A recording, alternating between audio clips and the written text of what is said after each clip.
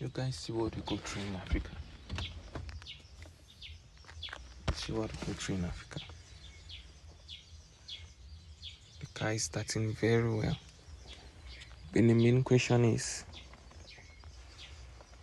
the car have not seen water for centuries now. If you pour water on this car, I'm telling you, the car won't start anymore. This car won't start anymore. Wonderful. This is what we go through in Africa. Exactly what we go through in Africa. I'm just an electrician and I'm just paying to do my job. Look, man,